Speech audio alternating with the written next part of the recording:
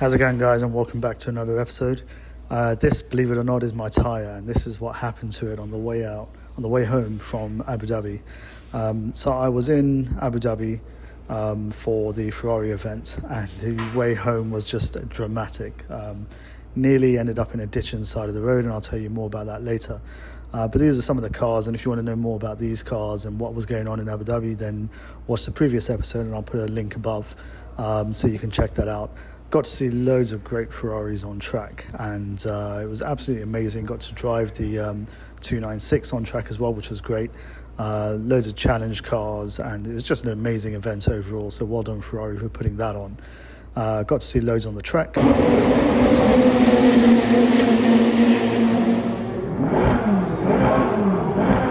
I've just finished up here on day 2 of the event. The event's still going on, but I've got a 9-hour drive ahead of me back to Saudi Arabia. So I'm all loaded up and ready to roll. I drove the 296, and I'll tell you more about that later, but it was absolutely phenomenal. I can't stress that enough. That's unlike any car I've ever driven before in my life. I drove around the Yas Marina circuit, which I never thought I would be able to do that. So I'm really, really chuffed to have had that opportunity. So I'll tell you more about that later, but I've got a journey ahead. Ferrari very kindly in their hospitality suite they were making pizzas, so I've got that, so I can eat that as I'm driving along. Okay guys, not good. I am broken down on the side of the motorway, and I'm in the desert in the middle of nowhere, and I had a major tyre blowout while I was driving on the motorway, and all I can say is I'm damn lucky. I will I will jump out and show you the outside in a second, but let me just tell you what happened. I was actually pulling into a service station, which is just over there. You'll see it in a second. In a previous section, I was going a little bit quick. I suddenly felt that the steering was pulling towards the right-hand side. So I was slowing down anyway to go to the petrol station. And then all of a sudden, it felt like it was really pulling to the right, and then it was just like... And I could feel the front left tyre was... there was something majorly wrong. So managed to literally just stop and pull it onto the right-hand side. And the tyre itself has come off the actual rim itself, but it's actually split. I managed to then pull over, started walking down the road towards the service station, and this straight away pretty much this 4x4 pulled over, and the guy said to me, you know, hop in. He thought I'd run out of petrol. I said, no, it's tyre. So he dropped me there and spoke to the guys, and I didn't think that they would have this size of tyre here. Because this is ZR20, this particular size, and I didn't think that they would have it, but amazingly they actually had the tyre size in this service station in the middle of nowhere. So this is where I broke down, and right there, just in the distance there, you can just about see some blue signs. That is the service station. But look at where I am. I am literally in the middle of nowhere. Okay, sun is still up, so I was really hoping to make as much ground as possible in the daylight. Unfortunately, I've had to slow down. But really, this could have ended up very differently. I could have ended up in a ditch. You know, anything more than sort of 70 miles per hour, I would have lost control completely. 40, 50 miles per hour. Is probably the reason why I'm not lying in one of those ditches over there, because it's crazy, honestly. The car, I managed to control the car only because I wasn't going as quick as that.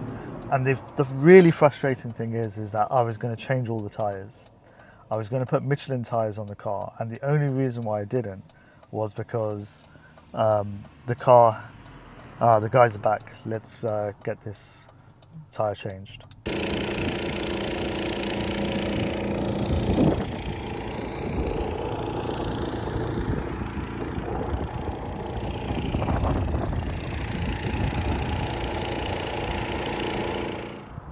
So that's my tyre, and as you can see, even the paint has come off the tyre because of the damage caused by the sand.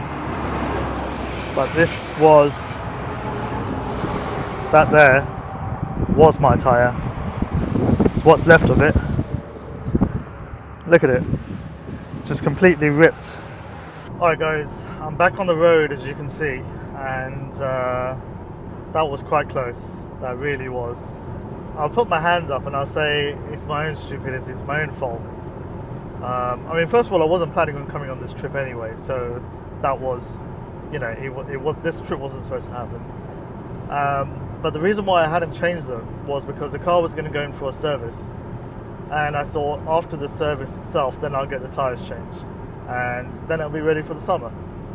So I didn't get the Pilot Sport tyres changed, and the tyres that were on the car were some cheap crap Chinese rubbish.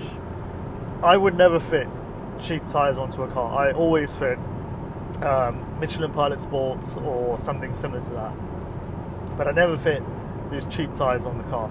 And the tyres that are on this car are not old, they're less than a year old, they're probably about 9 months old. The guy fitted them on because he was looking to sell the car, probably the car needed tyres, and he ended up fitting on these tyres instead, saved himself a little bit of money. On a standard car, perhaps it's okay, but on this car, you know, Ferrari, where you're doing speed, no chance. And then added to that, this is Saudi Arabia, where the conditions themselves are not great, you know. So I was doing about 170 kilometers an hour, just over 170 kilometers an hour, and you know, prior to that, the most I had done in this car was about 160. And in fact, all the way in Abu Dhabi, I was doing 160 the whole way, because that's the speed limit on that section of the motorway. So for the best part of 300 kilometers, I was on cruise control at 160 kilometers an hour. And the car had done really well, right? Car was fine, tires were fine, everything was good. So I thought to myself, okay, push it a little bit more. And I wasn't really going to go more than that. And in fact, I had already started slowing down. But when I got to 170, normally it's dead center and it's putting to the right. And initially I thought it might be the wind, because as I was doing 160, there was a lot of wind, and you know, I was having to correct for the wind. So anyway, I mean, I was slowing down anyway because I was coming to the petrol station and I was going to fill up with petrol. And then all of a sudden, I heard a noise and like a pop or something like that, and the steering just went crazy, and I could feel that the tyre had blown out. So immediately I pulled over. I mean, I literally had no choice. I mean, I was doing maybe about 50 miles per hour at the time, and I really had no choice. I literally had to just pull over. If that had happened at 100 miles per hour, there's no way I would have controlled that car. There's absolutely no way. And over here, I mean, I would have been off in the desert, car would have flipped, you know, it would have been a lot worse than how it actually was. So I'm really grateful to God that it happened how it happened and where it happened, because literally, you know, I was able to get it sorted out. And this tire shop, which had like 10 tires in there, had the right size. I mean, if it was a black pack one, they wouldn't have had the size. But the fact that they actually had the right size. So I'm taking it easy now. I'm just going to do 120 kilometers an hour, maybe just slightly over, and then just cruise it back to Riyadh. I've lost myself an hour, so I'll probably get back at around about 10 o'clock this evening, I think. So I've got about 5 hours of driving to do. So I'm going to focus on that, and I'm not going to speak to you until I get back to tell you that I got back.